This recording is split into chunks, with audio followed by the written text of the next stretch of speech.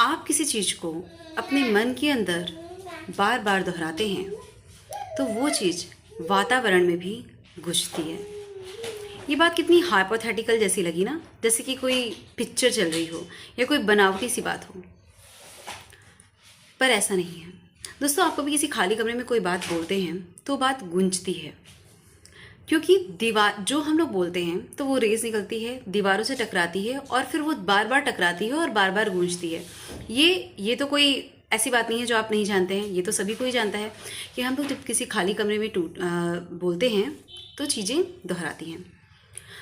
दोस्तों, वो हवा के कण होते हैं जो किसी सॉलिड सरफेस से लड़ते हैं और ध्वनि और उसकी आवृत्ति उत्पन्न करते हैं।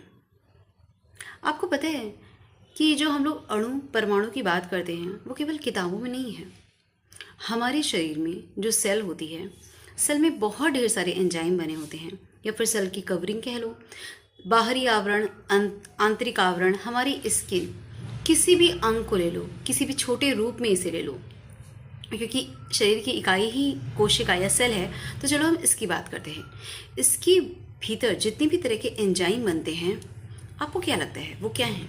उसमें कार्बन होता है, हाइड्रोजन होता है, नाइट्रोजन होता है और भी बहुत कुछ होते हैं। आखिर ये अणु ही तो हैं।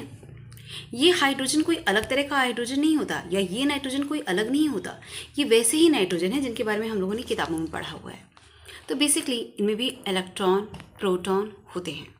हम लोग जब नाभिकीय संलयन या नाभिकीय विखंडन के बारे में पढ़ते हैं, मतलब न्यूक्लियर विस्फोट में जिन चीज़ों को हम लोग पढ़ते हैं, उसमें यही तो अणु पढ़ते हैं हम लोग। और हमारी शरीर, हमारी जो कोशिका है, इवन एक कोशिका इन अणु परमाणुओं से भरी पड़ी है। आप सोच सकते हैं, इन सब में इलेक्ट्रॉन भरे पड़े हैं। और आपको क्या लगता है, आपके विचार इन इलेक्ट्रॉनों पे असर नहीं डालते, या न्यूक्लियस के भीतर स्थित प्रोटॉन्स पे असर नहीं डालते? बिल्कुल दोस्तों, आपके विचार आपके सेल में उपस्थित सभी चीज़ों पे असर डालते हैं, सभी अणुओं पे असर डालते हैं, सभी अणुओं पे असर डालते हैं, परमाणुओं पे असर डालते हैं और उनके कंपन पे असर डालते हैं।